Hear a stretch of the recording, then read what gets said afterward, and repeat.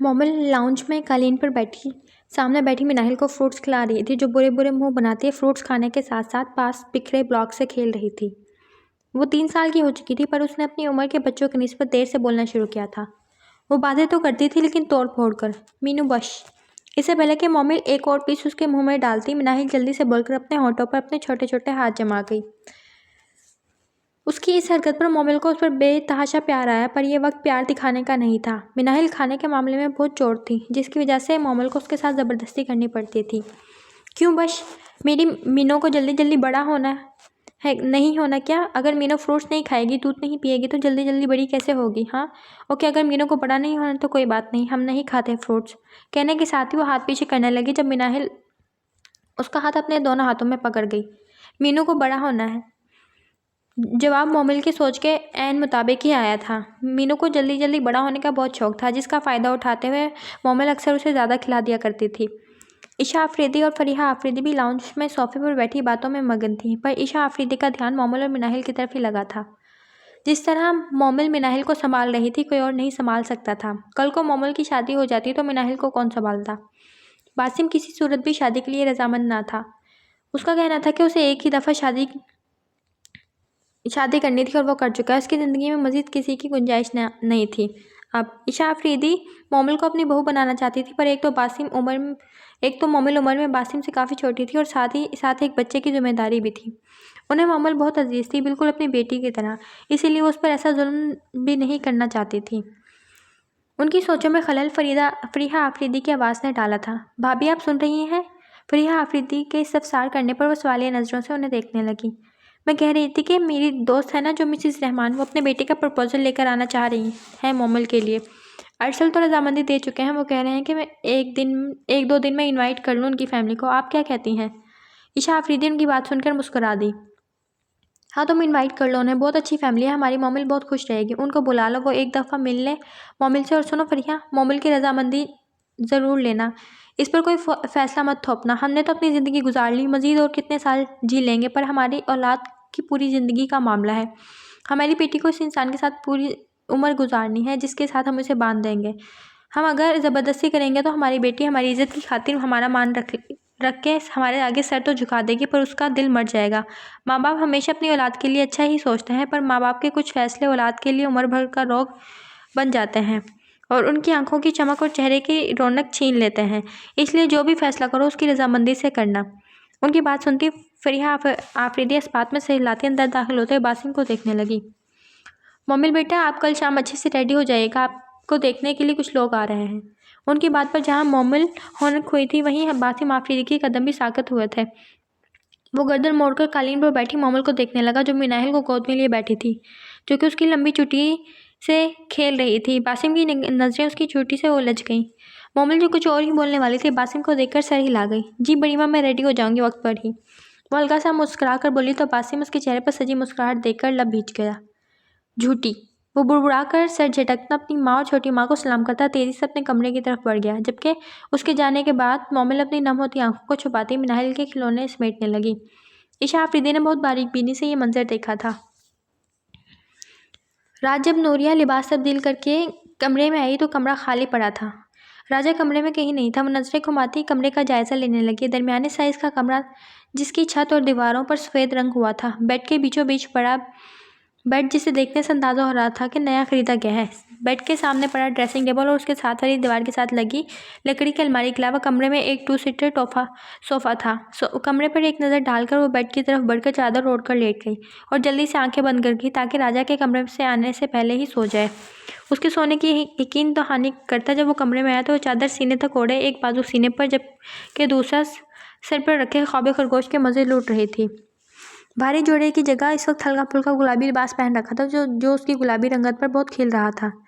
वो खुद भी लिबास तब्दील करके इस वक्त काले रंग की शर्ट ट्राउज़र में मौजूद था। अपने पीछे मौजूद दरवाजे को आहिस्ती से लॉक करता बेड की तरफ बढ़ गया। लेटने के बाद धीरे से नूरिया की तरफ खिसकता व नरमी से नूरिया का सर उठाकर अपने बाजू पर रख गया।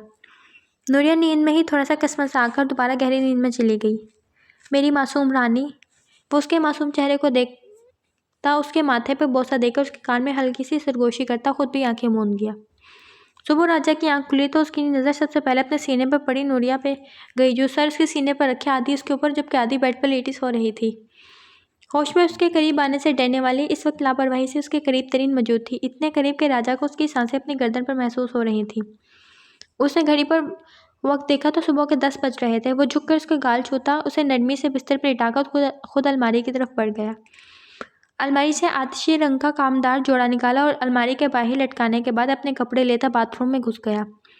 फ्रेश होने के बाद वो बाहर आया तो नूरिया अभी तक सो रही थी। उसे यूं ही छोड़कर वो घर से बाहर निकल गया। आधे घंटे बाद वो घर वापस आया तो हाथ में पकड़े शॉपर किचन में रखे और कमरे का रुख किया। कमरे की लाइट जल्दी देखकर उसे अंदाजा हो चुका था कि नूरिया जाग गई है। वो सीटी की धुन बजाता कमरे में दाखिल होने लगा, पर ठिठक कर दरवाजे पर ही रुक गया और खुमार भरी नजरों से नूरिया को देखने लगा, जो उसके मुंतखब करदा आतिशी लिबास में निखरी सी शीशे के आगे खड़ी अपनी जुल्फों को संवार रही थी। बेफिक्री से कंघा चलाते बालों में नूरिया की नज़र अचानक शीशे पर पड़ी तो शर्म से पानी पानी हो गई, क्योंकि वो दुपट्टे के बगैर खड़ी थी और राजा टिकटिकी बांधे उसे तकता ही चला जा रहा था। उसने कंघा नीचे रखते तेजी से बेड पर पड़ा अपना दुपट्टा उठा के गले में डाली और नजरें झुका खड़ी दोनों हाथों को मसलने लगी। राजा भी होश में आता कमरे में दाखिल हुआ और ऐन उसके सामने आ खड़ा हुआ। मेरी रानी को भूख लगी होगी ना, चलो नाश्ता करें। वो उसका जवाब सुने बगैर उसका हाथ थामकर उसे बाहर पड़े सहन में तख्त पर के पास ले आया। उसे बिठाकर खुद भी किचन की तरफ चला गया। कुछ ही सेकंड में एक हाथ में बड़ी ट्रे पकड़े बाहर आया, जिसमें नाश्ते के लाजमात धरे थे। ट्रे दरमियान में रखने के बाद वो दूसरी तरफ आकर बैठ गया और प्लेट में खाना निकालने लगा।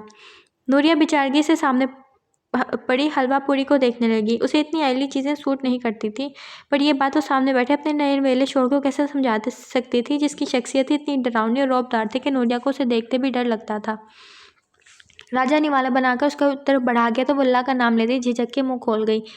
वो एक निवाला खुद खाता और एक इसे खिलाता। वो मोहब्बत भरी नज़रों से उसे देखता और एक और निवाला उसके मुंह के करीब ले गया। जब वो मुंह पर हाथ रखती वहाँ से उठकर कमरे में भागी। वो निवाला वहीं प्लेट में रखता परेशान होकर उसके पीछे लपका तो वो बाथरूम में बंद उल्टियाँ कर रही थी। वो परेशानी से दरवाज़ा खटखटाने लगा। क्या हुआ मेरी रानी, दरवाज़ा तो खोलो। अगले ही पल वो दरवाज़ा खोल के बाहर निकली तो उसे देखता वो जल्दी से उसे अपनी बाजुओं में भर गया। उसकी हालत देखकर वो एकदम परेशान हो गया था। फिक्रमंद होता वो उसका सुर्ख पड़ता चेहरा देखने लगा। क्या हुआ, इस तरह उल्टियाँ क्यों कर रही हो? राजा के पूछने पर वो चेहरा हाथों में छुपाती फूट फूट कर रो दी। उसके इस तरह रोने पर राजा बौखला गया। बता तो सही मेरी जान, हुआ क्या है? कहीं दर्द हो रहा है क्या? उसके फिक्र भरे लहजे पर शर्मिंदा होती नफ़ीमा से हिला गई। मुझे ज़्यादा ऑयली चीज़ें सूट नहीं करती, वॉमिट हो जाती है और तबीयत भी ख़राब हो जाती है। वो शर्मिंदगी से बोलती सर झुका गई। उफ यार, बस इतनी सी बात पहले ही बता देती कि मैं कुछ और ले आता। डरा दिया तूने राजा को। मैं सोच रहा था कि हमने अभी तक कुछ किया भी नहीं ऐसा, तो फिर ये उल्टियाँ क्यों? उसकी बात पर वो उसे एक बढ़ती कहका लगा गई, जबकि वो उसकी खूबसूरत हंसी में खो गया। उसकी नज़रों की तपिश महसूस करती वो हाथ मसलने लगी। चल मेरी रानी, राजा कुछ अच्छा सा लेकर आता है तेरे खाने के लिए। अब वो सर हिलाती तेज़ी से कमरे से निकल गई। राजा भी मुस्कुराता कमरे से निकलने लगा जब उसे मोबाइल की आवाज़ सुनाई दी। ये उसके मोबाइल की आवाज़ नहीं थी। आवाज़ के ताक़ुब में उसने देखा तो बेड पर नूरिया का फ़ोन पड़ा बज रहा था और उसने करीब जाकर देखा तो मोबाइल पर हाशिम कॉलिंग लिखा आ रहा था। साला, उसे ज़ेरे लब गाली देता कॉल काट के मोबाइल पावर ऑफ करके बेड पर फेंकता नूरिया के पीछे चल दिया, जहाँ आरा चीख चीख के पागल हो रही थी। पुलिस स्टेशन में जाकर कंप्लेन भी दर्ज करवा चुकी थी, पर कोई पता नहीं चल रहा था। जैन को उसने कॉल नहीं की थी अब तक, क्योंकि जानती थी वो अमिश से कितना प्यार करता है। उसे पता चलता तो आसमान सर पर उठा लेता, पर 3 दिन भी जब अमिश का कुछ ना पता चल सका तो जहाँ आरा बेगम ने जैन को कॉल कर दी। जैन, तुम जहाँ भी हो फ़ौरन घर आ जाओ प्लीज़। उनकी रोती हुई आवाज़ पर जैन परेशान हो उठा। आप रो क्यों रही हैं? सब ठीक तो है ना? उसकी मुतफिक्र आवाज़ सुनती जहाँ आरा बेगम के आंसुओं में रवानी आ गई। बस तुम जल्दी से आ जाओ प्लीज़। ओके, मैं आ रहा हूँ। वो बोलता कॉल बंद कर गया। कुछ घंटे बाद घर पहुंचा तो जहां आरा बेगम हाथों में सर गिराए सोफे पर बैठी थी। वो मुतफिक्र होता उनके पास आया। क्या हुआ है मॉम? उसकी आवाज़ सुनती जहां आरा उसके गले लगकर रोने लगे। अरमिश को कोई किडनैप करके ले गया जैन। उनकी बात सुनता जैन एक झटके से उनसे अलग हुआ। व्हाट? ये आप क्या कह रही हैं मॉम? कौन किडनैप करके ले गया मीशा को? वो इस तरह भी कैफियत में पूछने लगा। उसके चेहरे के तासरात देखती जहां आरा बेगम दिल ही दिल में खौफजदा हो गई। वो उसे सारी डिटेल्स बताने लगी।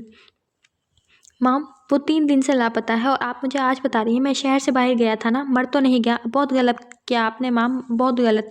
वो बेयकीनी से कहता वहाँ से निकल आया और पुलिस से राब्ता करने लगा।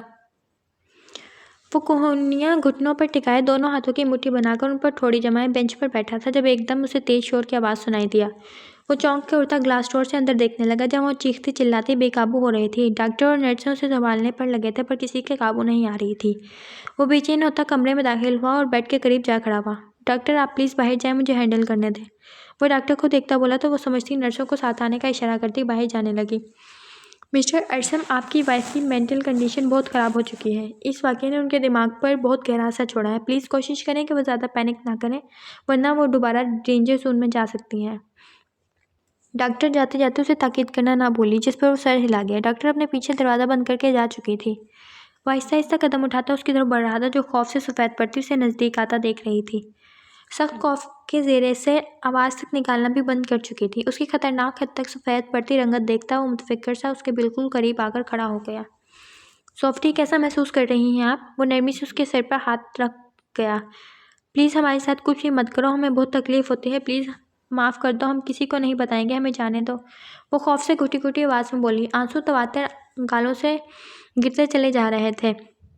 उसकी हालत देख अरशम का दिल दुख से फटा था। अच्छा, आप मुझे बताएं कि आपने वो स्टोरी सुनी है जिसमें एंजल एक लिटिल प्रिंसेस को भेड़िए से बचाता है? उसने नरमी से पूछने पर वो बेख्तियार इस बात में सर हिला गई। हाँ, हमें बचपन में डैडी ने सुनाई थी, वो हमें रोज़ कहानियाँ सुनाते थे। उसकी मासूमियत भरे लहजे में छुपी हसरत अरसम आफरीदी साफ महसूस कर सकता था। आप वही लिटिल प्रिंसेस और मैं एंजल। ये एंजल आप किसी भी भेड़िए को अपने प्रिंसेस के पास नहीं आने देगा, उसे सबसे छुपा कर रखेगा, उसकी हिफाजत करेगा। वो उसके नरम लहजे और पुरसोज अंदाज में बोले गए अल्फाज को अपने अंदर उतरता हुआ महसूस कर रही थी। उसे इससे कोई खौफ महसूस नहीं हो रहा था, अपने गिर्द हिफाजत की एक अनदेखी दीवार महसूस हो रही थी। क्या सच में? हसरत भरा लहजा। जी बिल्कुल, जल्दी से ठीक हो जाएं सॉफ्टी, फिर आपको घर भी तो जाना है। घर के नाम पे उसके मासूम चेहरे पर बला की वहशत छा गई। नहीं, हमें नहीं जाना, हमें घर नहीं जाना, कोई हमारा घर नहीं, सुना आपने? नहीं जाना हमें। वो एकदम पैनिक होती चीखने लगी। डॉक्टर ने आकर जल्दी से उसे इंजेक्शन लगा दिया। सुकून आवर इंजेक्शन लगने के कुछ सेकंड बाद ही वो होशो-हवास से बेगाना हो गई। परसम आफरीदी को बहुत सी सोचों में उलझा गई।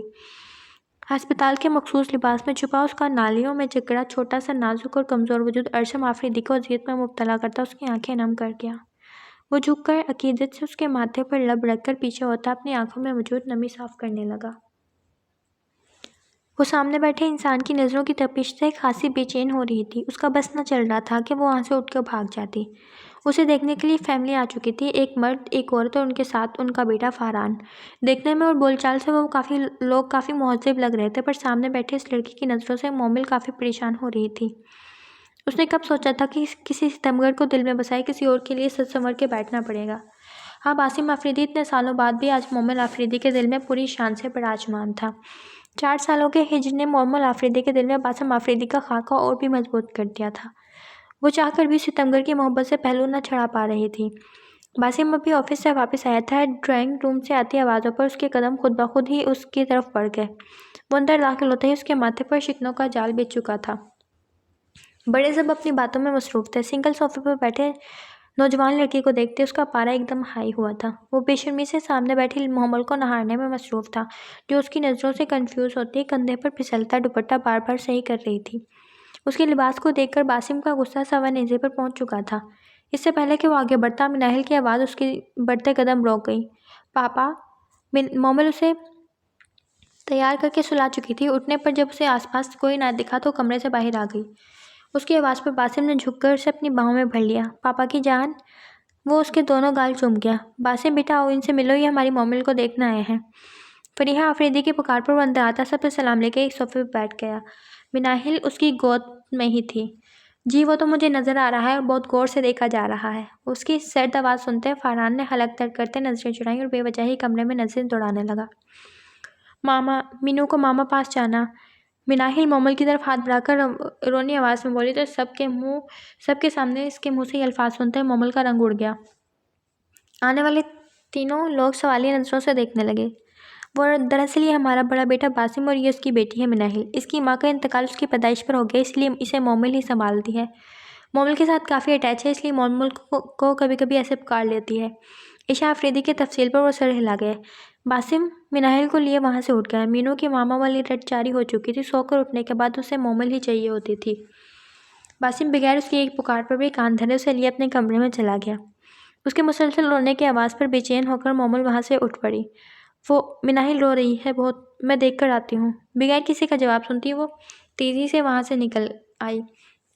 बासिम के कमरे में जाते ही उसके कदम भारी हो रहे थे। दरवाज़ा लॉक नहीं था। वो अल्लाह का नाम लेती दरवाज़ा खोलकर कमरे में दाखिल हो गई। कमरे में सिर्फ मिनाहिल थी जो रोते रोते सो चुकी थी। कमरे में एक तफसीली नज़र डालकर वो तेज़ तेज़ कदम उठाती बेड के पास खड़ी मोमिल को देखने लगी। गुलाबी फूलदार फ्रॉक पहने वो नज़र लग जाने की हद तक प्यारी लग रही थी। उसके गाल चूमने की गर्ज से मुस्कुराती हुई उसकी तरफ झुकी, जब पीछे से वो अपने सख्त हाथ की गिरफ्त उसकी नाजुक कलाई जकड़ता उसे अपनी तरफ खींच गया। इस अचानक रफ्तार पर मोमिल को संभलने का मौका भी ना मिला और वो उसके कुशादा सीने से टकरा गई। अधखुले बाल लहराते हुए बासिम के चेहरे पर पल भर के लिए साया कर गए और गेंजा का आसमानी रंग का दुपट्टा कंधे से फिसलकर मोमिल के बाजू पर आन टिका। आसमानी रंग की शॉर्ट शर्ट और कैपरी में मलबूस उसका नाजुक सा सरापा बासिम के दिल में आग ही लगा गया था। वो इतनी देर से इस घटिया शख्स के सामने बैठी इसकी गली नज़रों के हिसार में थी, ऐसा बासिम का सोचना था। ये क्या बेहुदा लिबास पहन रखा है तुमने? बहुत शौक है कि अपने हुस्न की नुमाइश करने का, इसीलिए उस गैर मर्द के सामने इस हुलिये में बैठी थी तब से। ये सब बोलकर अपने अंदर आग की तपिश कम करना चाह रहा था वो, यूं उसका दिल जलाकर, वरना उस इंसान की नज़रों से मोमिल का बेचैन होना उसे बखूबी देखा था। उसकी तल्ख बात पर मोमिल की आंखों में आंसू झिलमिलाने लगे। प्लीज़ छोड़ें। उसकी सख्त गिरफ्त से खुद को आज़ाद करवाने की तोक़ुदो करने लगी, पर अपनी गिरफ्त कमज़ोर करने के बजाय और मेरे सवाल का जवाब दो। वो दांत पीसता उससे महवे सवाल था। आप कौन होते हैं मुझसे ये सवाल करने वाले? आपके पास ऐसा कोई हक नहीं जिसके बाइस आप यूँ बासपुर्स करें मुझसे। वो जी कड़क करके बोलता गई, पर उसके चेहरे को सुर्ख पड़ता देख कर दिल ही दिल में खौफज़दा भी हो गई थी। आउट!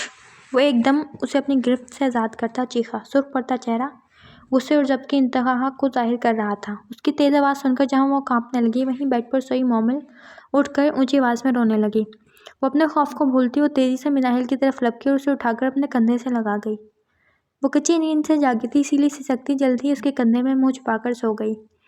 उसकी तरफ से ध्यान हटते ही जैसे ही उसकी नज़र बासिम पर पड़ी तो वह नज़रें चिराती यहाँ वहाँ देखने लगी, क्योंकि वो सख्त तेवरों से उसे ही देख रहा था। वो इस बात की बहुत दिल में तसल्ली थी कि अब वो मिनाहिल के मामले में उसे कुछ ना बोलता था। मिनाहिल को यूं ही कंधे से लगाए वो धीरे धीरे अपने कदम पीछे लेने लगी और दरवाजे के करीब पहुंचते ही भागती हुई कमरे से निकल गई। Silly girl! वो बेड के करीब गिरा उसका दुपट्टा देखते जब से लब भींच कर रह गया, वरना दिल कर रहा था कि उसके लापरवाही पर एक थप्पड़ जड़ दे और ऊपर से उसके वजूद पर पड़ती वो अनजान नजरें याद आते देखकर उसका दिमाग मजीद ख़राब हुआ था। Damn it! वो बालों में हाथ फेरता अपना गुस्सा कम करने की कोशिश करने लगा, जो कि फ़िलहाल मुश्किल ही लग रहा था। जब अरमिश को अस्पताल से डिस्चार्ज होना था, दवाओं के ज़ेर से वो सो रही थी, जबकि अरशम पास ही बैठा गहरी सोच में गुम था। वो 3 दिन से यहाँ अरमिश के पास ही था। अरमिश थोड़ी बहुत उससे मानूस हो चुकी थी। वो उसे बिल्कुल छोटे बच्चों की तरह डील कर रहा था। वो भी इससे खौफ नहीं खाती थी, बल्कि अगर फार्मेसी तक या फिर फ्रेश होने बाहर जाता तो बेचैन हो जाती थी। उसके लौट आने का इंतज़ार करने लगती थी और फिर देखते ही देखते उसकी आंखों में सुकून की लहर दौड़ जाती थी। ये बात अरशम भी महसूस कर चुका था। उसे प्रैक्टिस के लिए जाना था, पर फिलहाल उसके लिए सबसे ज़्यादा अहम अरमिश थी। उसने धीरे से आंखें खोलते होश की दुनिया में कदम रखा था। उसे अपने बिल्कुल सामने ही पाया था। Good morning Softy! वो हल्की सी मुस्कुराहट चेहरे पर सजाए बोला। Good morning. वो 1 स्टैंडर्ड के बाद कभी स्कूल नहीं गई, इसलिए इसे अंग्रेज़ी तो नहीं आती, पर जैन से कुछ अल्फाज सुनकर जान गई थी वो ये अल्फाज भी उनमें से ही थे। कैसा महसूस कर रही हैं आप? उसके पूछने पर वो हाँ में सिर हिला गई। इतनी प्यारी आवाज़ होते हुए भी बोलने में कंजूसी क्यों? वो उसे नरम निगाहों से तकता हुआ बोला। मैं अब सही महसूस कर रही हूँ। वो बोलते हुए उठने की कोशिश करने लगी तो वो तेज़ी से उस तरफ आया। ध्यान से। वो उसे एहतियात से बैठने में मदद करने लगा। मुझे आपसे बात करनी थी। अरशम की बात पर वो सवालिया नज़रों से उसकी तरफ देखने लगी।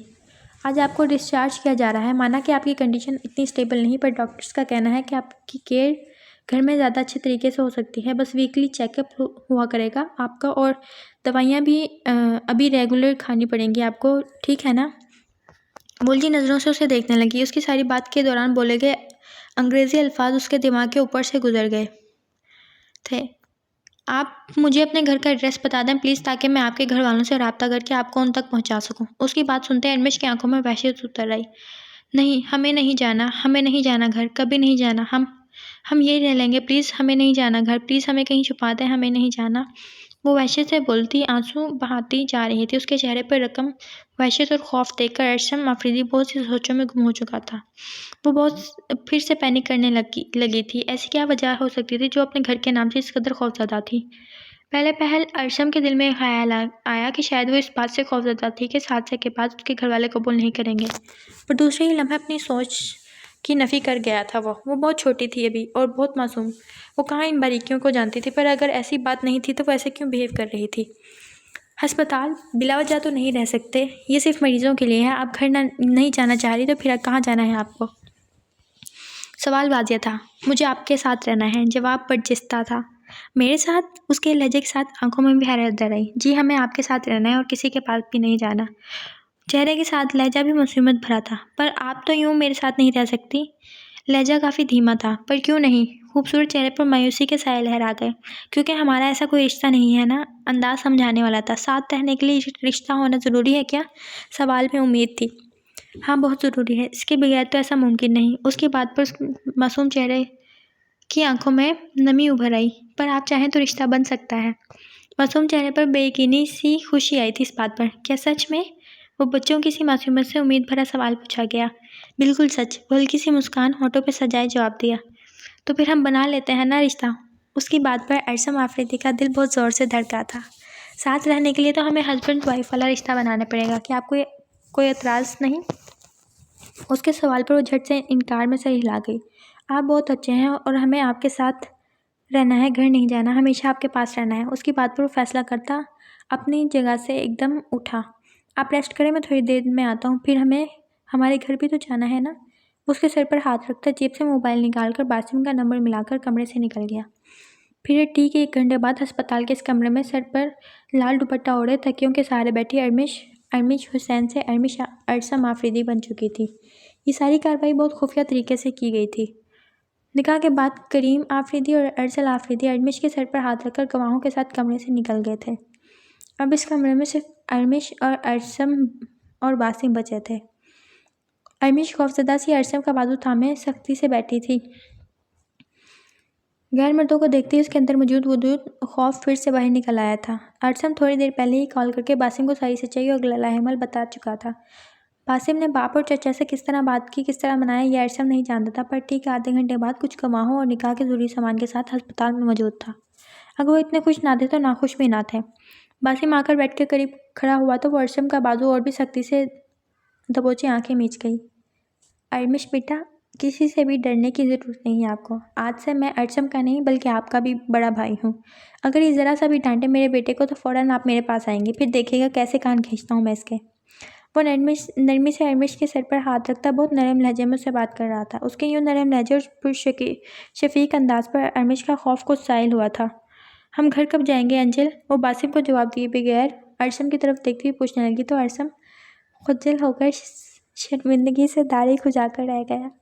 अरशद तो मुझे लेकर आ जाओ, मैं गाड़ी में वेट कर रहा हूँ। जी भाई। उसका जवाब सुनते ही बासिम कमरे से बाहर निकल गया। दरवाज़ा बंद होने के बाद अरशम उसकी तरफ मुड़ा, अपना बाजू उसकी गिरफ्त से छुड़ाया और उसका चेहरा दोनों हाथों में थामकर झुककर अकीदत से उसके माथा चूम गया। निगाह मुबारक हो सोफ्टी। अरमिश की पलकें लड़े से उठी थी। चलें घर चलते हैं अब, हमारे घर। वो झुककर उसे बाहों में उठा गया क्योंकि अभी इस हालत में उसकी हालत ऐसी ना थी कि वो इतना चल सकती है। गिरने के खौफ से जल्दी से उसकी गर्दन के गिर्द अपने बाजू हमाइल कर गई। डरे नहीं, मैं आपको कभी भी किसी भी मोड़ पर गिरने नहीं दूंगा। उसके पुरयकीन लहजे पर वो पुरसुकून होती आंखें मूंद गई और वो भी मुस्कुराते अस्पताल के इस कमरे से निकलता पार्किंग की तरफ बढ़ गया जहाँ अरशम उनका इंतज़ार कर रहा था। वो कन्फ्यूज सी अलमारी के सामने खड़ी थी। राजा उसे कहकर गया था कि आधे घंटे में तैयार हो जाए, कहीं बाहर जाना है। अलमारी काफ़ी ज़्यादा मलबूसात से भरी पड़ी थी। ये सारे कपड़े उसके आने से पहले ही अलमारी में सेट करके रखे गए थे। शायद राजा अपनी मर्ज़ी से लेकर आया था। तमाम लिबास ही बहुत खूबसूरत थे। वो ज़्यादातर जीन्स के साथ शॉर्ट शर्ट या फ्रॉक्स ही पहनती थी, पर ये सब शलवार कमीज़ और लॉन्ग फ्रॉकें थी। उसने गुलाबी रंग का लिबास निकाला और शीशे के सामने जाकर अपने साथ लगाकर चेक करने लगी। वो गुलाबी रंग की कमीज़ थी जिसके बूट के लिए दामन और खुले बाजों पर गुलाबी रंग की ही नफीस सी कढ़ाई हुई थी। साथ ही थोड़ा भारी मैचिंग दुपट्टा और सादा शलवार थी। लिबास उसे बहुत पसंद आया था। घड़ी पर नज़र डालते उसे वक्त की किल्लत का एहसास हुआ तो वो तेज़ी से बाथरूम की तरफ बढ़ी। फ्रेश होकर बाहर आई तो राजा अभी तक ना आया था। शीशे के आगे खड़ी होती तैयार होने लगी। राजा के कहने पर उसके लिए यूँ सजते उसे बहुत शर्म आ रही थी। मेकअप को फाइनल टच देते उसने दुपट्टा उठाने की घर से बैठ कर रुक किया तो उसकी नज़र अपने मोबाइल पर पड़ी। हाशिर से बार बार कॉल्स और मैसेजेस कर रहा था, पर उसने ना तो कॉल उठाई और ना ही उसके किसी मैसेज का जवाब दिया। जब हाशिर से निकाह में होते उसने ना किसी गैर महरम के मुतल्लिक सोचा, ना किसी से रब्ता रखा, तो फिर राजा के निकाह में होते हुए क्यों हाशिर से रब्ता रखती। हाँ, वो उसकी पहली मोहब्बत और उसका शौहर था, पर यह था ही हर बात पर भारी पड़ जाता था। जब तक राजा के निकाह में थी वो तब तक उसके साथ वफादार रहना चाहती थी पूरी तरह से। वो इन्हीं सोचों में गुम थी जब पीछे से तुम मजबूत बाजू से अपने हिसार में ले गए। क्या सोच रही है मेरी रानी? उसकी गिरद अपना मजबूत हिसार करता मोहब्बत भरे लहजे में पूछने लगा। अपनी गर्दन पर उसकी सांसों की तपिश महसूस करते नूरिया थर्रा उठी। वो उसे यूं ही बाहों में लिए उसका रुख अपनी तरफ करके उसकी सभी पेशानी को अपने होठों से मोतबिर कर गया, जबकि वो आंखें बंद करती इस अकीदत भरे लम्स को महसूस करने लगी। उसने राजा से जुड़ने से पहले कहाँ महसूस की थी लम्स में ऐसी अकीदत। माशाअल्लाह। उसके चेहरे पर नज़र पड़ते बेसाख्ता उसके मुंह से एक कलमात निकला था जिन्हें सुनती नूरिया से रुक पड़ गई। वो मबहूत सा उसके चेहरे पर फैले रंगों को देखता रहा। क्या इससे ज़्यादा दिलकश भी कोई हो सकता था? मैं जब जब अपनी रानी को देखता हूँ तो वल्लाह दिल बेसाख्ता पुकार उठता है कि तुम अपने रब की कौन कौन सी नेमत को झुटलाओगे। कानों में पड़ती उसकी सरगोशी सुनते नूरिया का दिल बेतहाशा धड़कने लगा था। बाहर जाने का आपने कहा था। उसके सीने पर हाथ रखती फासला बढ़ाने की नाकाम सी कोशिश करते हुए बोली। अबे यार, तुझे देखने के बाद राजा अपना आप भूल जाता है। ये तो फिर भाई बहुत छोटी सी बात है। उसके गले में पहने नेकलेस के मोती को छेड़ता हुआ वो बोला, पर मैं बाहर जाना चाहती हूँ। वो अपने दुपट्टे से बेपरवाह वजूद पर उसकी बेबाक नजरें महसूस करते हुए लाज से बोली। मेरी रानी का हर हुक्म सर आंखों पर। वो उसकी आंखों को छूता हुआ बोला। उसके पीछे हटते ही वो जल्दी से बेड पर पड़ा दुपट्टा उठाकर कंधों पर डाल गई। उसकी बौखलाहट देखते वो कहका लगा गया और अलमारी के बाहर लटके अपने कपड़े पकड़ता बाथरूम की तरफ बढ़ गया। वो कपड़े बदलता बाहर आया तो नूरिया उसे देखकर रह गई। काली पैंट पर काली ही शर्ट पहने खुले लंबे बालों और अपने तवाना वजूद के साथ वो नूरिया को काफ़ी हैंडसम लगा। उसकी घनी मूछें और दाढ़ी से उसका आधा चेहरा ढक जाता था, पर उसकी रंगत साफ थी। उसकी तरफ मुस्कुराहट उछालते हुए शीशे के आगे जा खड़ा हुआ। आधे बालों को जूड़े में बांधने लगा। बालों से फारिग होने के बाद उसने ड्रेसिंग पर पड़े बैंड्स को उठाया और एक एक करते हाथ पर बांधा। फिर गले में चेन्स पहनने लगा। जब वो लब दबाती इसके पास आ गई। ये मत पहने आज प्लीज़। वो बोल तो चुकी थी पर डर भी लग रहा था तो उसकी शामत ही ना आ जाए। जो हुक्म मेरी रानी। वो सीने पर हाथ रखकर उसकी तरफ झुककर आज जैसा बोला तो वो खिलखिला कर हंसी, पर उसकी हंसी की ब्रेक तब लगी जब वो एकदम झुकता उसके गुलाबी गालों पर लब रख गया। बेशरम। उसका पीछे होते ही वो बाही की तरफ दौड़ लगा गई, जबकि वो उसकी हरकत पर कहका लगा कर रह गया। मेरी मासूम मोहब्बत। वो मोहब्बत से कहते उसके पीछे बाही की तरफ चल दिया। वो सहन में आए तो वो तैयार खड़ी थी। उसका हाथ थाम कर वो घर से बाहर निकल गया। बाहर निकल कर दरवाज़ा बंद करके ताला लगाने लगा, जबकि नूरिया गली में नजरें दौड़ा रही थी। राजा ताला लगाने के बाद उसके पास आया। उसके कंधे पर पड़ी चादर उसके सर पर डाल दी। राजा नहीं चाहता कि उसकी रानी के हुस्न पर किसी और की निगाह तक पड़े। रानी के तन और मर्द पर सिर्फ राजा का हक है। उसकी शिद्दत पसंदी पर नूरिया झुरझुरी लेकर रह गई। हम कहाँ जा रहे हैं? वो उसकी बात टालती हुई बोली। वो दोनों हाथों में हाथ डाले पैदल चल रहे थे। जान जाएगी मेरी रानी, इतनी जल्दी भी क्या है?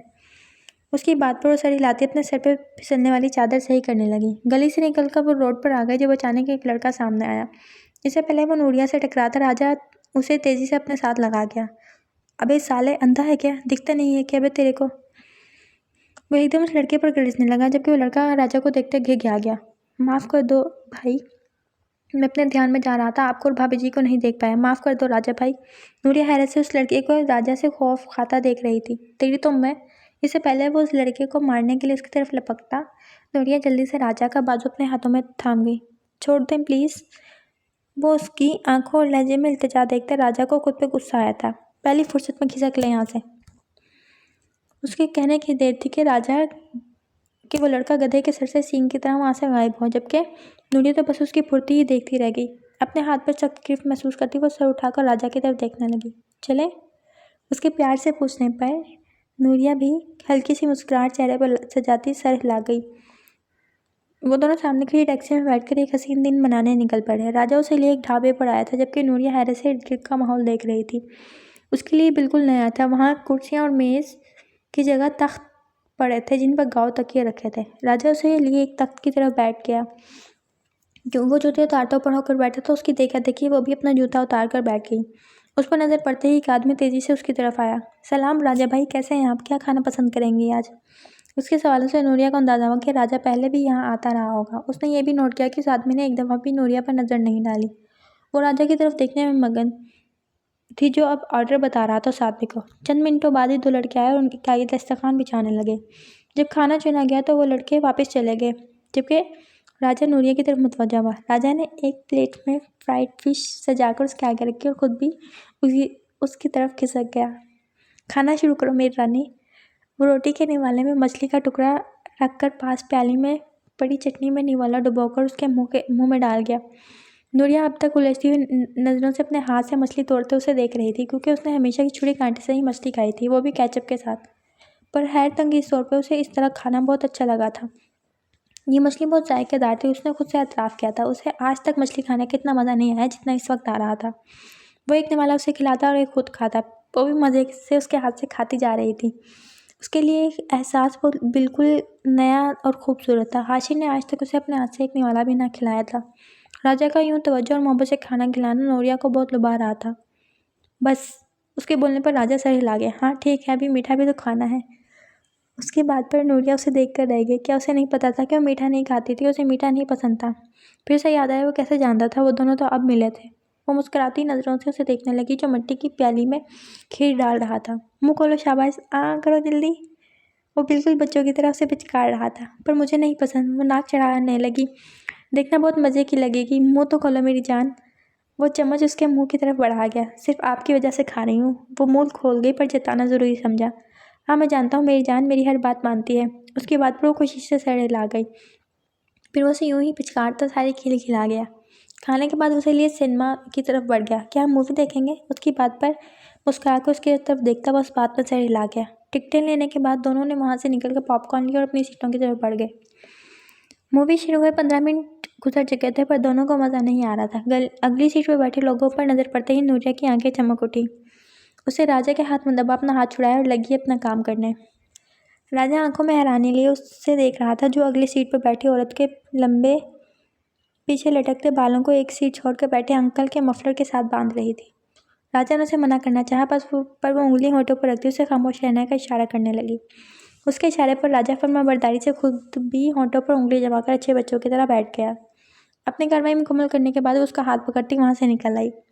मूवी में दिलचस्पी तो दोनों की वैसे ही ख़त्म हो चुकी थी। बाहर आने के बाद उन दोनों ने एक दूसरे की आंखों में देखा और एकदम हंसने लगे।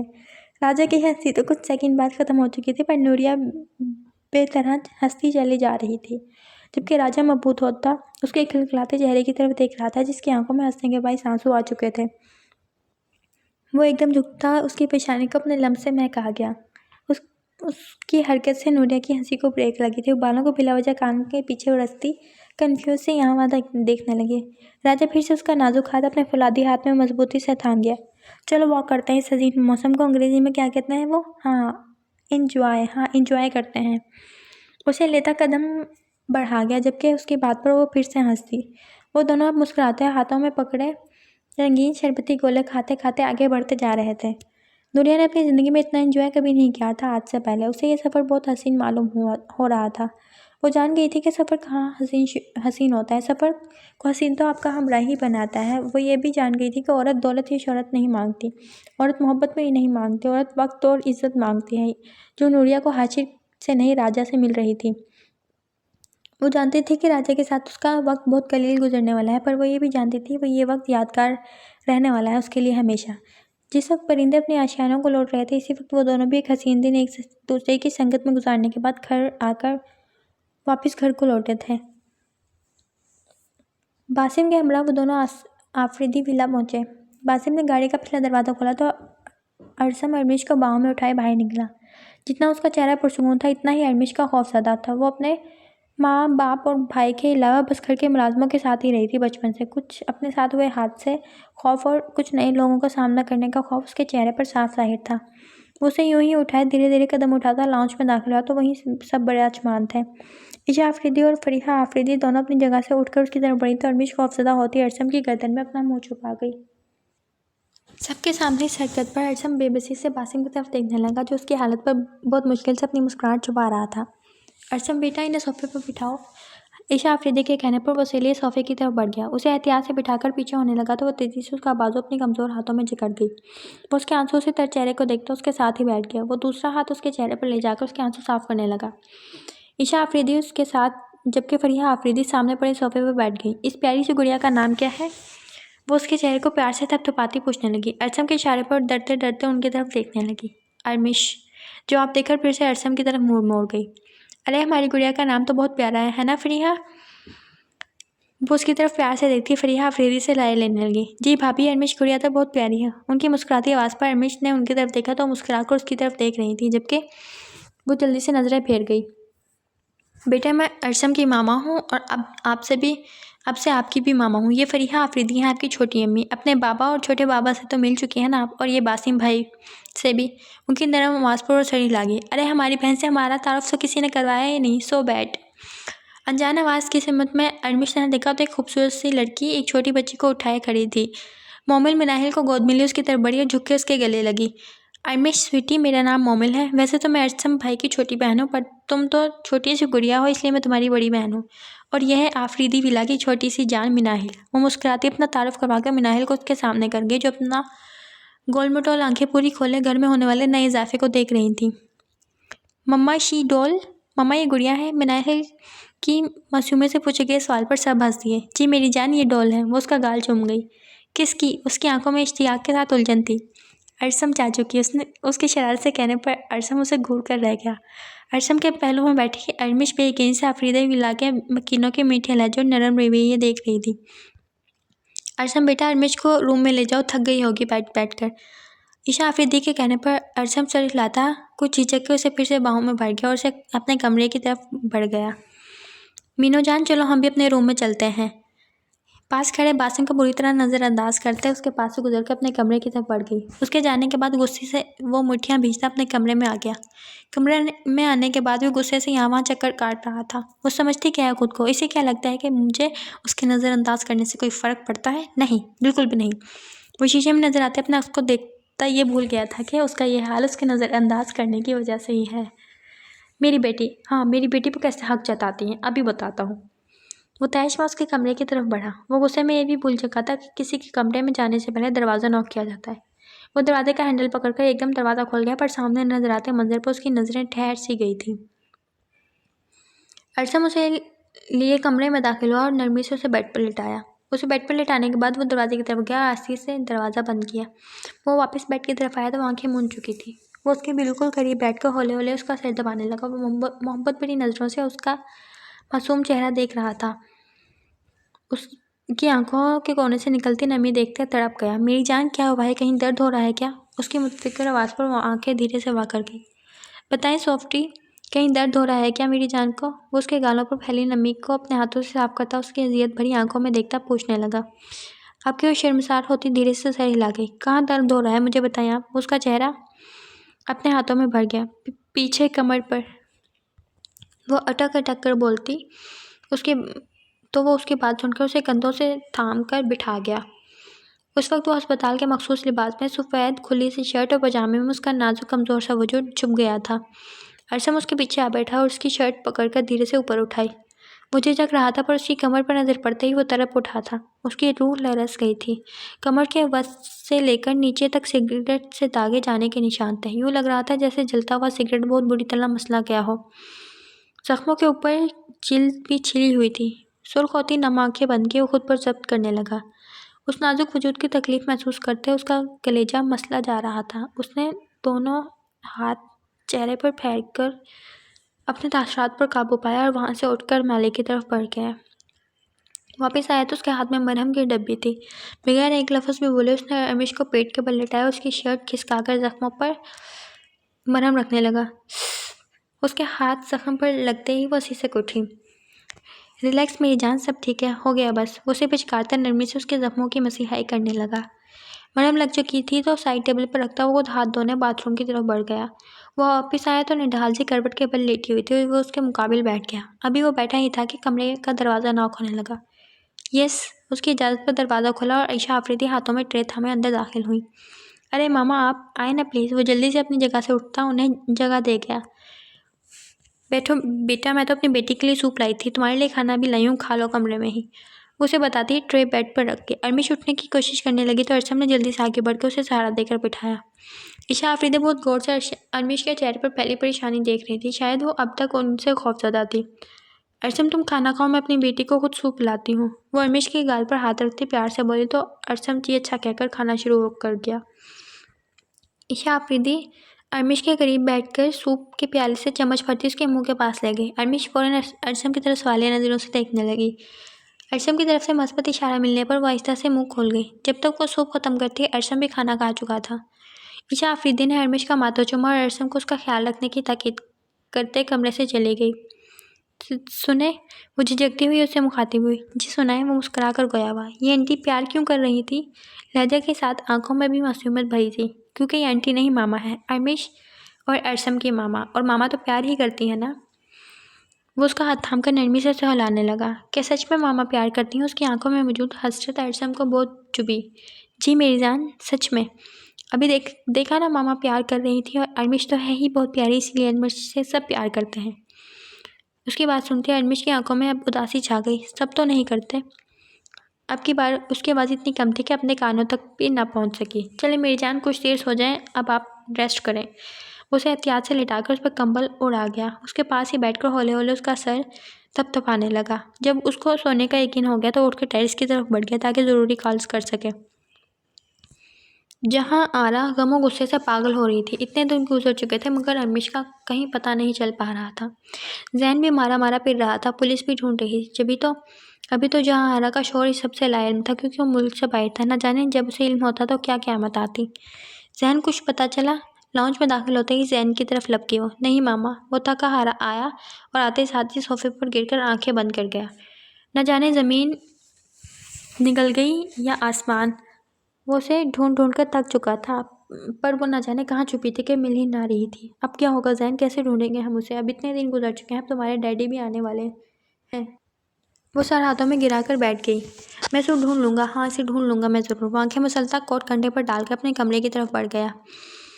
वो तैश में इसके कमरे की तरफ बढ़ा। गुस्से में ये भी भूल गया कि किसी कमरे के जाने से पहले दरवाज़ा नॉक किया जाता है। दरवाजे का हैंडल पकड़कर एकदम खोल गया, पर सामने नजर आते मंजर पर उसकी नज़रें ठहर सी गई थी। वो दुश्मन जान हल्की नीली प्लाजो पैंट और सफ़ेद टी शर्ट पहने हुए थे और बिल्कुल वैसी ही सेम ड्रेसिंग उसकी बेटी ने की हुई थी। मोमिल ने कमर के दाईं तरफ मिनाहिल को उठा रखा था। उसका एक हाथ मिनाहिल के गिर्द मजबूती से उसे पकड़े हुआ था, जबकि दूसरे हाथ में उसका मोबाइल मौजूद था जिससे वो दोनों सेल्फियाँ लेने में मसरूफ़ थी। उसे तो अपनी बेटी पर हैरत हो रही थी जो चूँ चना किए बगैर बहुत मज़े से प्यारे प्यारे पोज दे रही थी। उफ़, ये लड़की मेरी मासूम बेटी को बिगाड़ रही है। वो मोमिल के हसीन सूरत देखकर बुड़बुड़ा कर रह गया, जबकि उसके बालों की आबशार पर नज़र पड़ते बासिम का दिल फिर से बेखुद होने लगा। लंबे बाल तो हमेशा से ही बासिम आफरीदी की कमज़ोरी रहे थे। वो सामने मौजूद मोमिल आफरीदी और उसकी नफ़रत का प्रचार करने के बावजूद बासिम आफरीदी की दिली ख्वाहिश को अपने वजूद का हिस्सा बनाए खड़ी थी। She is a true responsible. Basim Afridi के दिल ने फिर से सरगोशी की, पर वो डपट कर दिल नामी फसादी को खामोश करवा गया। नज़रें घुमाते मिनाहिल की नज़र उस पर पड़ी तो वो चहचहा उठी। पापा। उसकी पापा की पुकार पर मोमिल आंखें घुमा के रह गई। मीनू मेरी जान, मेरा इतना सारा प्यार काफ़ी नहीं है क्या जो तुम अपने ड्रैकुला पापा को याद कर रही हो? हाँ, इसीलिए ना, ताकि वो अपनी सुर्ख आंखों और मुंह से आग निकाल कर मुझे भस्म कर डालें। वो मसनूई गुस्से से घूरती बोली तो मीनू खिलखिलाकर हंसती, जैसे उसने इस बात को बहुत इंजॉय किया हो। जबकि दरवाजे के पास खड़े बासिम आफरीदी का मुँह खुला का खुला रह गया। वो मुठियाँ भींचता लंबे लंबे टक भरता उसके सर पर पहुँच गया। मैं तो ड्रैकुला हूँ, वो भी आग उगलने वाला। Interesting, very interesting. उसकी सर्द आवाज़ अपने बिल्कुल नज़दीक महसूस करती मोमिल का रंग एकदम से उड़ा। जी। उसके सवालिया लफ्ज़ को इकरार समझते बासिम का मीटर एकदम शॉर्ट हुआ था। वो उसके हाथ से मिनाहिल को लेता ज़मीन पर उतार गया। जाओ मेरी जान, बासिम चाचू से चॉकलेट लेकर आओ, वो लाए हैं आपके लिए।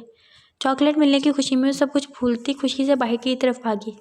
उसकी यूं बेवफाई पर मोमिल बेचारगी से मुंह बनाकर रह गई।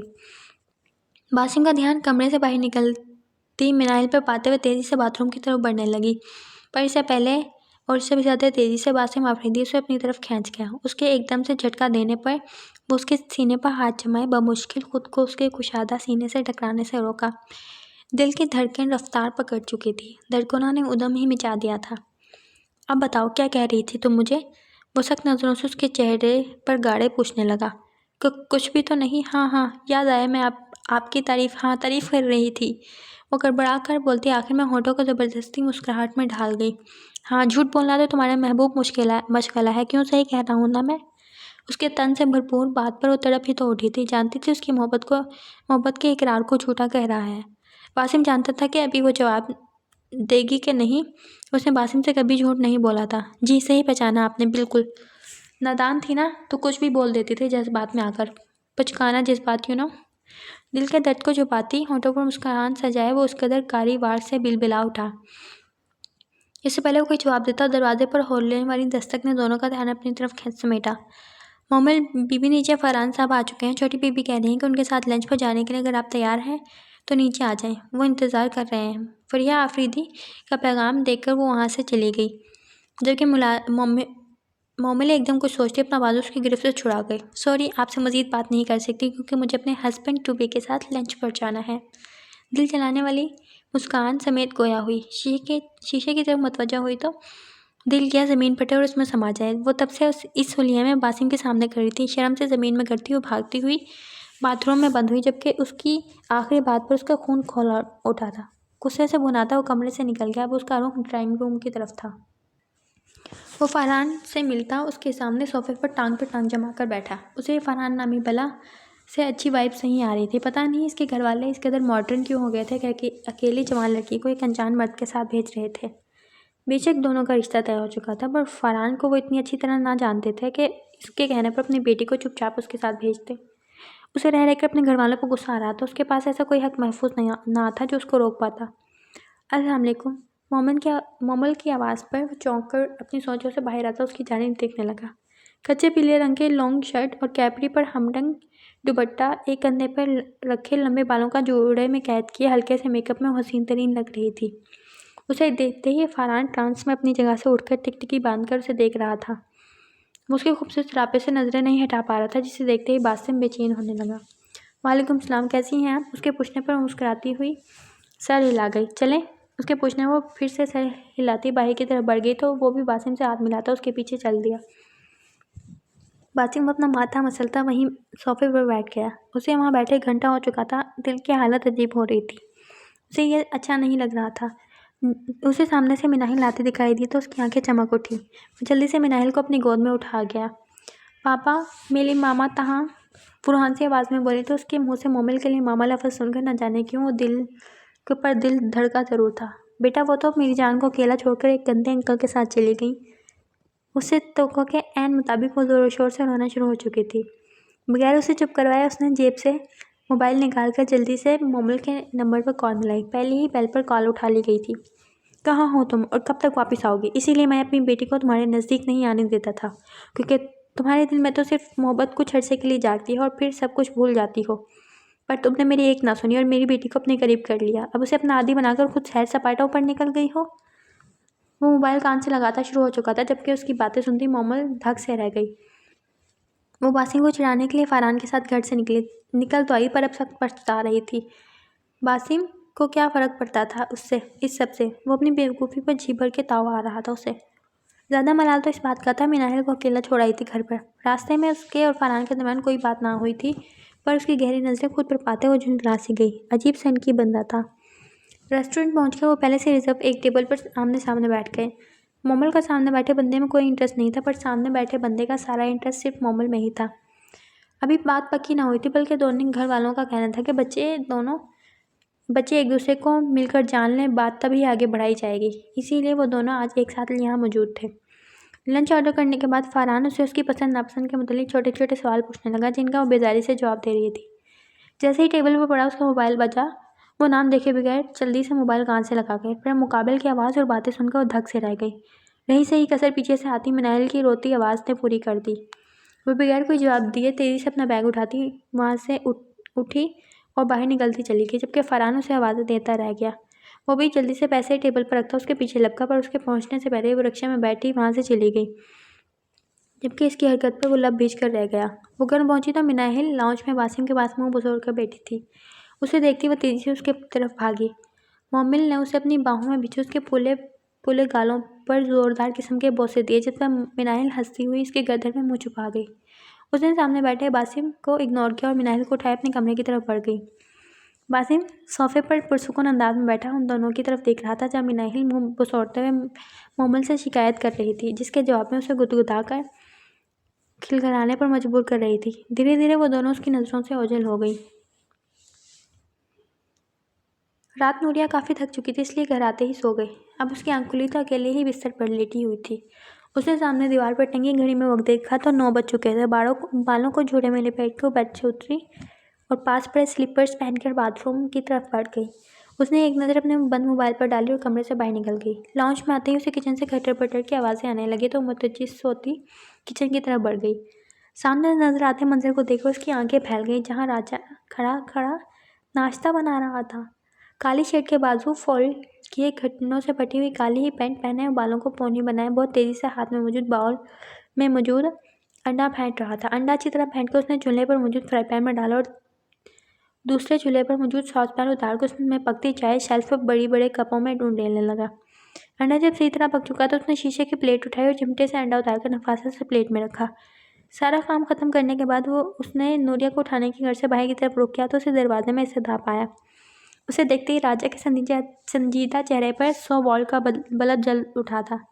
उठ गई मेरी रानी, वो कहने के साथ आगे बढ़ता उसका माथा चूम गया। चिज्जी उस वक्त पड़ती सर झुका गई। मैं नाश्ता बना चुका हूँ, बाहर तो सर्दी है, अंदर ही जाकर बैठो, मैं नाश्ता लगाता हूँ। वो उसका सुर्ख पड़ता गाल थपथपाकर बोलता पीछे हटकर बर्तन उठाने लगा। मैं हेल्प करूँ प्लीज़? उसके पूछने पर मुड़कर उसे देखने लगा, जो कन्फ्यूज की उंगलियां मरोड़ रही थी। नहीं मेरी रानी, आज के दिन इस गुलाम को मौका दो अपनी खिदमत का, उसके बाद ये घर तुम्हें ही तो संभालना है। एक तो मुस्कुरा कर कहने पर वो सारी लाती वहाँ से निकल गई। एक तो ये आदमी के डायलॉग्स, बंदा फजूल में ही खिफ्त ज़दा होकर रह जाता है। वो बुड़बुड़ा कर कमरे की तरफ बढ़ गई। नाश्ता बेहद मज़े का बना था। राजा ने इतने परफेक्ट पराठे बनाए थे कि नूरिया की आंखें खुली की खुली रह गई पराठे देखकर। वो तो इतने गोल और परफेक्ट पराठे बनाने का सिर्फ ख्वाब ही देख सकती थी। उसने कहाँ किए थे कभी ऐसे काम। नाश्ता करने के बाद राजा उसे लिए छत पर आया। ठंडे मौसम में ऐसी चमकीली धूप का निकल आना भी नेमत ही होता है। वो दोनों छत पर मौजूद चारपाई पर बैठे हुए थे। नूरिया बहुत इश्तियाक से आसपास मौजूद घरों की छतों पर नजर डाल रही थी। कुछ लोग उन्हीं की तरह छत पर बैठे धूप से लुत्फानंदोज हो रहे थे और कुछ औरतें कपड़े धोकर सूखने के लिए धूप में डाल रही थी। नूरिया के लिए यह माहौल नया मगर दिलचस्प था। अपने हाथ को मजबूत गिरफ्त में पाते उसने गर्दन मोड़कर राजा की तरफ देखा तो उसकी महवियत देखकर वो नज़रें झुका गई। इस कदर गहरी नज़रों से देख रहा था कि उसकी नज़रें नूरिया को खुद में करती हुई महसूस हुई। मेरी तरफ देखो मेरी रानी, उसकी गंभीर आवाज़ पर वो झिझकती हुई धीरे से गालों पर सजता रेस पल के उठाए गई, पर उसकी बोलती हुई निगाहों की ताब ना लाते फिर से लड़ती पल के गिला गई। अपनी शहादत की उंगली उसकी थोड़ी के नीचे रखकर उसका चेहरा उठाता उसकी लड़ती पलकों पर फूंक मार गया। वो अपनी सुनहरी आंखें जोर से मीच गई। वो धीरे से उसके बिल्कुल करीब खिसक आया और वो झिझकती हुई पीछे हटने लगी तो वो उसकी कमर के गिर्द अपना बाजू लपेटता उसे अपनी तरफ खींच गया। उफ! वो दोनों में फासला रखने के लिए तेज़ी से अपना नाजुक हाथ उसके सीने पर जमा गई। सब देख रहे होंगे। उसका इशारा आसपास के मौजूद घरों की छतों पर था। राजा किसी के बाप से भी नहीं डरता, तुम क्यों डरती हो? एक बाजू उसकी नाजुक कमर को जकड़ रखा था, जबकि दूसरे हाथ की उंगली से उसकी खमदार पलकों को छूता उसके होश उड़ाने लगा। नहीं तो वो खुद को मजबूत साबित करने लगी, पर लड़ती आवाज़ ने साथ ना दिया। माल्टे खाओगी? एकदम उसकी बात बदलने पर आंखें उठाकर उसकी तरफ देखने लगी। रुको, मैं बस यूँ गया और यूँ आया। उसकी गाल पर चुटकी भरता वो नीचे चला गया, जबकि उसकी हरकत पर फिर से सुर्ख पड़ गई। 5 मिनट बाद वो वापस आया तो दोनों पाँव ऊपर करके इसी होकर बैठी थी। उसने हाथ में मौजूद टोकरी दरमियान में रखी और खुद भी पाँव ऊपर करके उसके मुकाबले बैठ गया। टोकरी में माल्टों की ऊपर पड़ी प्लेट उठाकर साइड पर रखी। चलो रेस लगाते हैं, देखते हैं कौन ज़्यादा माल्टे छीलता है। वो दोनों बाजू ऊपर चढ़ाकर बोला तो वो पुरजोश होती तेज़ी से सर हिला गई। 3, 2 1 गो। नूरिया के कहते ही दोनों ने तेज़ी से माल्टे छीलने शुरू किए। नूरिया बहुत नफासत से एक एक माल्टा छील रही थी, जबकि राजा तेज़ी से हाथ चलाता आगे बढ़ रहा था। मैं जीत गया, सारे माल्टे छिल गए तो दोनों हाथ उठाकर चहका। नूरिया, जिसका पूरा ध्यान अपने हाथ में पकड़े माल्टे के छीलने की तरफ था, उसकी फतह के ऐलान पर उसने राजा और उसके छीले गए माल्टों पर गया तो उसका मुंह सदमे से खुल गया। ये क्या किया आपने? माल्टों को छीलने की बात हुई थी, उन्हें जख्मी करने की नहीं। आपने तो बेचारों को शदीद जख्मी कर दिया। उसकी आवाज़ में भी सदमा था। मेरी जान, बात तो माल्टे छीलने की हुई थी ना कि नफासत की। तुम्हें किसने बोला था इस कदर मोहब्बत से छीलो? उसकी चिढ़ाती आवाज़ पर वो मुंह बसोर कर रह गई। कि आप कितने बड़े चीटर हैं राजा, वो उसे शर्म दिलाती हुई बोली। उफ यार, तुम्हारे मुँह से अपना नाम सुनकर किस कदर अच्छा लगता है मुझे। अगर तुम जान जाओ तो बाखुदा मुँह छुपाती फिरोगी। तुम्हारे नर्म और नाजुक से लब जब मेरे नाम में ढलते हैं तो यूँ महसूस होता है जैसे खुशनुमा फूल झड़ रहे हों, या जैसे खुश रंग तितलियाँ इर्द गिर्द उड़ती फिर रही हों। जी चाहता है कि तुम्हारे यकूती लबों पर अपना नाम चुनकर खुद में जज़ब कर लूँ।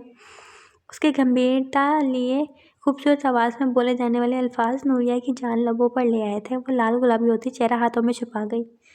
मेरी जान, उसके हाथ पीछे करता उसके माथे पर बोसा दे गया। इससे पहले वो मजीद कोई पेशकदमी करता, नीचे दाखिली दरवाज़ा बुरी तरह धड़धड़ाया गया। राजा बदमज़ा होता पीछे हटा। मैं देखता हूँ कौन है। उसके